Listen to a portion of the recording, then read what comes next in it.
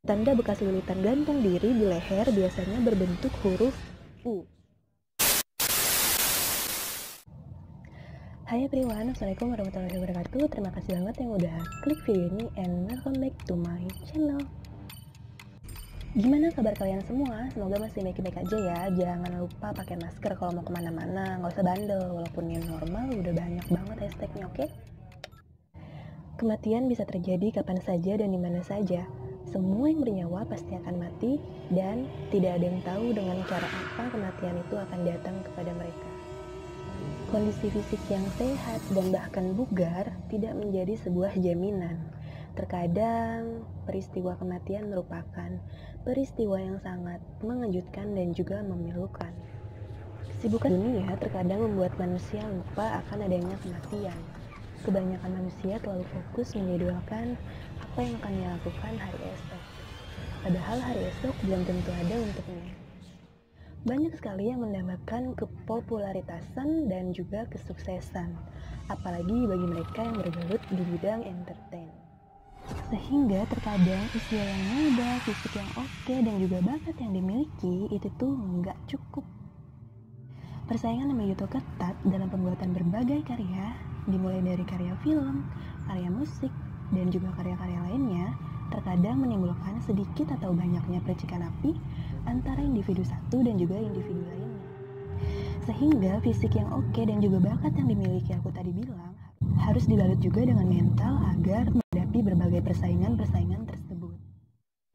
Oke, langsung aja di video aku kali ini aku akan bahas tentang kematian aktor Bollywood yang kemarin beritanya itu heboh karena ditemukan meninggal dalam keadaan bunuh diri. Di mana aktor Bollywood tersebut merupakan Sushant Singh Rajput. Sebelum masuk ke topik, aku akan spoiler sedikit tentang latar belakang dan juga kilas kehidupan dari Sushant Singh Rajput. Ini dia, check it out.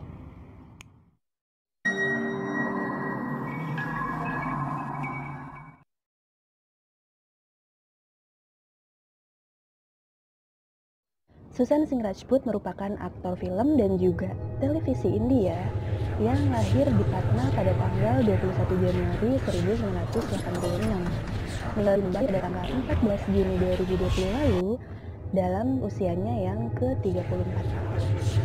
Orang tua Sushant bernama Krishna Kumar Singh dan juga Usha Singh, dan salah satu saudara perempuannya yang bernama Neetu Singh merupakan pemain kriket tingkat negara. Ibunda Sushant meninggal pada tahun 2002. Setelah itu Sushant merasa sangat sedih banget ya, soalnya rumor yang beredar si Sushant ini emang deket banget sama ibunya.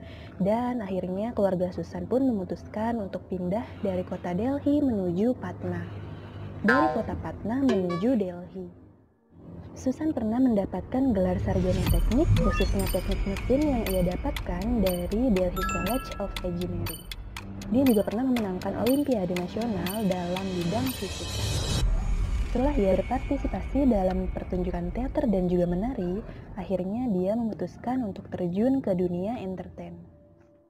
Sushant memulai karirnya dalam serial televisi, yang dimana debutnya adalah Star Plus acara Kiss dan Men High Meryl tahun 2008 lalu, dan disusul dengan beberapa serial film lainnya. Bakat Sushant dalam berakting dan juga menari tidak diragukan lagi. Dia juga sering memenangkan berbagai nominasi, setidaknya lebih dari 9 kali. Nah, itu dia tadi sedikit tentang latar belakang dan juga kilas kehidupan dari Sushant Singh Rajput. Langsung aja kita masuk ke topik kematian Sushant. Ini dia.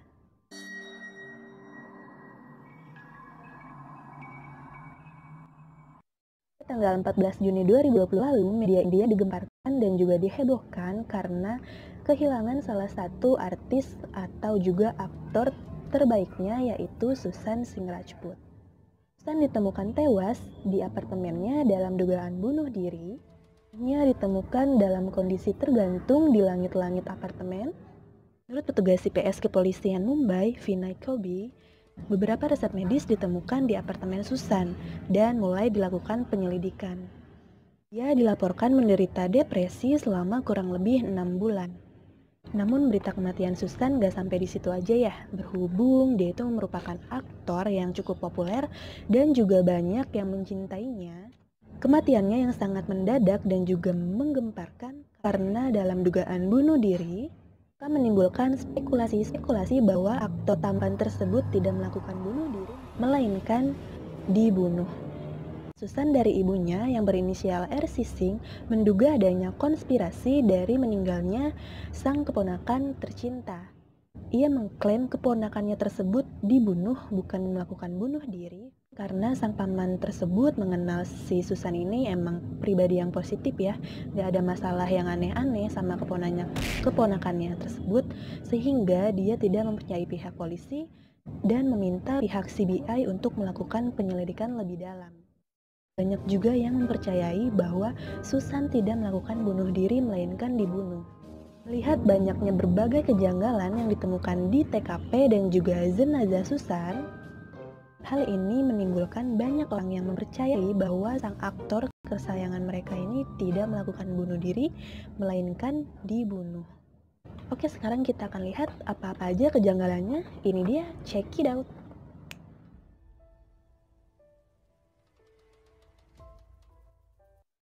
Berapa kejanggalan di TKP maupun jenazah Susan. Dan sekarang aku akan bahas kejanggalan-kejanggalan yang ada di TKP dulu ya. Susan tidak meninggalkan surat kematian, kayak semacam note gitu ya. Biasanya kan kalau orang bunuh diri meninggalkan selembar atau beberapa kata, apa yang menyebabkan dia sampai bunuh diri, alasan-alasan dia bunuh diri itu apa, biasanya kan ada ya. Tapi dalam kasus Susan ini nggak ditemukan surat kematian. Dia sempat meminum jus delima. Mumbai Mirror juga melaporkan kala itu sang aktor bangun pukul sekitar 6:30 pagi, lalu dia langsung meminum segelas jus delima yang dibuatkan oleh pelayan atau juru masak Susan. Setelah itu dia masuk kembali ke kamarnya, dan ketika setelah 1 jam, pelayan atau juru masak Susan ini mengetuk pintu si Susan ya, pintu kamarnya Susan, tetapi tidak ada respon ataupun jawaban, sehingga si pelayan langsung bergegas untuk mencari kunci duplikat, dan kunci duplikatnya juga kebetulan tidak ada. Ketiga, CCTV mati dan juga kunci duplikat hilang. CCTV di sekitar apartemennya Susan juga mati, nggak cuma di kamarnya Susan aja. Dan selain TKP, ada pun beberapa kejanggalan yang ditemukan dalam jenazahnya Susan. Apa aja kejanggalan-kejanggalannya? Ini dia, check it out.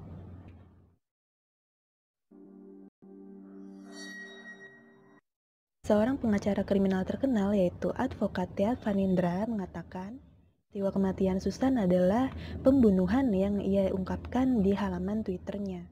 Hal tersebut diungkapkannya setelah melihat dan juga meneliti foto-foto Susan yang sudah tersebar di media. Namun, Twitter tersebut sudah dihapusnya mengingat polisi memerintahkan semua foto jenazah maupun dugaan-dugaan terkait kematian Susan harus ditutup sebelum jawaban lengkap dikeluarkan oleh tim forensik yang sedang melakukan otopsi. Bahwa ada perbedaan antara ciri-ciri orang mati karena gantung diri dan juga mati karena dicekik, yang dimana sang pengacara memastikan bahwa Susan dipastikan meninggal karena dicekik yang berdasarkan pada sebuah kutipan yang mengutip penelitian yang diterbitkan oleh Akademi Medis Forensik India. Ini perbedaan antara tanda-tanda digantung dan juga dicekik. Penelitian tersebut mengungkapkan bahwa Susan mati karena dicekik, bukan gantung diri. Jika gantung diri, seharusnya bekas lilitan, yaitu berada di atas jakun. Tanda bekas lilitan gantung diri di leher biasanya berbentuk huruf U. Sementara kasus pencekikan hampir selalu berbentuk lingkaran tertutup. Namun bukti bekas lilitan yang tertinggal di lehernya Susan berbentuk lingkaran tertutup. Ia juga berada di bawah jakun, sehingga menurut advokat itu adalah kasus pencekikan, bukannya gantung diri. Reaksi tubuh yang paling umum dalam kasus gantung diri adalah pendarahan yang melebam, pengelupasan kulit yang merupakan bukti kuat, identifikasi fisik tersebut tidak ditemukan dalam tubuh sang aktor. Itu tadi kejanggalan-kejanggalan yang ada dalam kasus kematian Susan.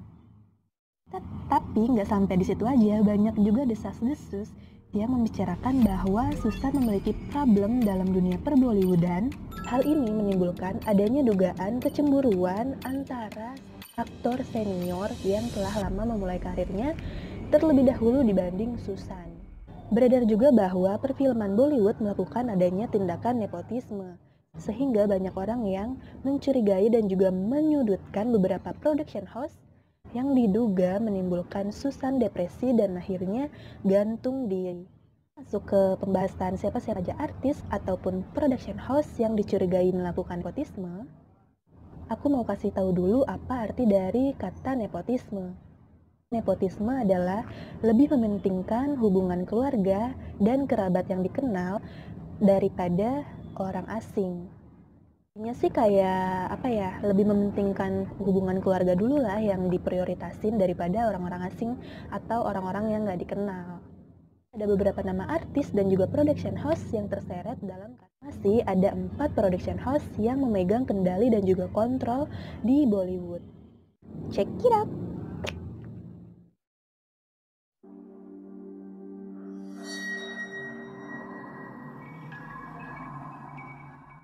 Dharma Production punyanya Karan Johar, kedua ada YRF Entertainment Ltd punyanya Aditya Chopra, ada T-Series punyanya Bhushan Kumar yang kemarin sempat heboh balapan subscribernya sama PewDiePie. Lalu 4 ada Balaji Entertain punyanya Ekta Kapoor. Ya, kalau kalian mempunyai masalah sedikit aja sama 4 production house yang tadi aku sebut, maka karir kalian di dunia per-Bollywoodan akan susah berkembang. Sumber Susan ini udah di-ban ya sama 8 production house, 4 diantaranya yang tadi aku sebut, dan 4-nya lagi ada. Pertama ada SKF atau Salman Khan Film punyanya Salman Khan, kedua ada Madok Film punyanya Dinesh Vijan, ketiga ada Amir Khan Film punyanya Amir Khan, dan keempat ada Red Chills punyanya Shah Rukh Khan. Jadi beberapa production house yang tadi aku sebut dipercaya sudah memban si Susan Singh Rajput. Pertanyaannya, kenapa sih si Susan bisa sampai di-ban sama production house yang tadi aku sebut? Aku akan membahas sedikit beberapa kasus Susan yang dipercaya sudah di-ban sama beberapa production house yang pertama ada SKF atau Salman Khan Film punyanya Salman Khan, di mana film-film dari production house tersebut yaitu ada Bajrangi Bhaijaan, ada Dabang 3, ada juga film barat. Juga males sih bahas yang si Salman Khan ini, soalnya aku juga lumayan suka sama acting beliau, dan film-film seperti Bajrangi Bhaijaan dan juga Dabang 3 udah pernah aku tonton, walaupun film barat belum pernah aku tonton. Tapi nggak apa-apa deh, aku akan coba bahas kasus Salman. Film ini dipercaya telah melakukan nepotisme, karena jika dilihat dari silsilah keluarganya Salman, ayah Salman tersebut merupakan sutradara atau produser juga, dan semua anak-anak dari ayahnya Salman terjun ke dunia entertain semua. Seperti Arbaz Khan, dia juga merupakan sutradara, dan dia juga sempat menjadi sutradara film Dabang 2. Dan si Salman ini nggak cuma sekali ya terlibat dalam beberapa kasus kontroversi, dia juga dulunya sering terlibat dalam beberapa kasus, namun kasus tersebut sepertinya redup sendiri dan juga udah hilang gitu aja, karena dipercaya Salman Khan ini merupakan orang yang cukup kuat di industri perfilman Bollywood. Si Salman Khan ini, dia pernah mengganti sutradara dari film Dabang 1 yaitu Abhinav Kashyap, langsung diganti sama adiknya yang tadi aku sebut, Arbaz Khan. Walaupun setelah banyak yang mewawancarai beliau, dia nggak ngaku kalau misalnya emang dia udah ganti sutradaranya tersebut, karena dia sendiri posisinya lagi ada di Bangkok dan tidak mengetahui kejadian tersebut. Dan akhirnya sampai sekarang hubungan Salman dan juga Abhinav Kashyap ini emang nggak akur ya infonya. Apakah Susan dan Salman pernah memiliki masalah? Jawabannya mungkin pernah. Ada salah satu artikel yang membahas dulunya si Susan ini pernah mendatangi sebuah pesta ataupun acara dari si Salman. Si Salman ini pokoknya kayak ngundang si Susan gitu ya. Dan di pesta tersebut ada Suraj Pancholi. Suraj Pancholi ini emang dipercaya merupakan anak emasnya dari si Salman. Akhirnya di pesta tersebut si Suraj dan juga Susan ini ribut lah ya. Nggak tahu ribut kenapa, informasinya sih si Suraj bilang kalau si Susan ini melakukan hal buruk, walaupun aku sendiri nggak tahu hal buruknya itu apa. Si Suraj langsung ngadu tuh ke si Salman kalau misalnya si Susan melakukan hal buruk. Cowok-cowok kok ngadu ya? Ya udah deh, langsung dari situ si Salman menegur si Susan lah gitu ya. Udah lah ya, akhirnya si Salman ini negur si Susan. Nggak lama si Susan juga langsung emang minta maaf ke si Salman. Dan masalah ini bagi si Susan ini udah kelar gitu aja ya. Tapi dipercaya kalau si Salman ini udah benci sedikit aja sama orang, dia itu ya udah bakalan benci aja atau nggak suka sama orang tersebut. Emang manusia itu kayak ibaratkan udah melihat kertas yang kejatuhan tinta sedikit aja, pasti yang dilihat itu cuma tinta kecilnya itu aja, bukannya kertas putih yang masih banyak tersisa. Production house yang dipercaya melakukan nepotisme selanjutnya adalah Dharma Production, punyanya Karan Johar. Dipercaya bahwa Dharma Production ini memiliki tanggung jawab atas kematian Susan Singh Rajput. Karan Johar ini kalau misalnya ngambil artis, pasti selalu yang muda dan juga baru-baru debut gitu, kayak misalnya anak artis A, anak artis B. Ada sebuah cuplikan dalam wawancara, si Karan Johar ini pernah bilang, मैंने कोई करता था, मैंने कोई I'm not taking one whole ठेका of introducing new talent in the industry. When did I become that person? मैं जो करना चाहता हूँ मैं करना चाहता हूँ, चाहे मैं अपने फुफ्फे के बेटे को लॉन्च करूँ या मेरी चाची के भतीजे को लॉन्च करूँ, I can do what the... Untuk apa saya melancingkan orang lain kalau misalnya saya bisa melancingkan siapa aja yang saya mau, seperti paman saya, bibi saya, saudara-saudara saya, seperti itu ya intinya. Pertanyaannya, apakah Susan ini pernah bermasalah dengan si Karan Johar? Jawabannya bisa jadi iya. Karena di film Rapta, yaitu heroinnya Alia Bhatt, tapi di tengah perjalanan, Alia Bhatt ini disabotase sama si Karan Johar dan digantilah sama pemeran lainnya. Padahal si Susan ini kayaknya udah seneng ya kalau heroin atau pasangannya tersebut adalah Alia Bhatt. Akhirnya Susan ini sempet kayak mencibir ataupun menyinyir si Karan Johar, di mana dia pernah menulis, sungguh memalukan seseorang melakukan sabotase karir orang lain demi keuntungan pribadi. Naskah cerita ini lebih bagus daripada naskah film-film Anda. Nah, dari sinilah ya mungkin si Karan Johar ini udah mulai nggak suka sama si Susan. Sehingga si Karan Johar ini sering banget ya kayak bikin lelucon yang apa-apa aja itu selalu mengait-ngaitkan dengan si Susan Singh Rajput. Seperti contohnya di acara Coffee with Karan, ada beberapa cuplikan video yang menyudutkan si Susan Singh Rajput. Apa aja? Ini dia. Rank in order of sex appeal: Sushant, Aditya, Ranveer, Varun, Sid, Arjun. Sid, Varun, Aditya, Arjun, Ranveer, and Sushant. Video tadi itu si Karan Johar nanya ke Alia Bhatt, coba kalau kamu urutin urutan dari ciri-ciri fisik si cowok-cowok tadi tuh, yang dari paling menarik sampai yang biasa-biasa aja.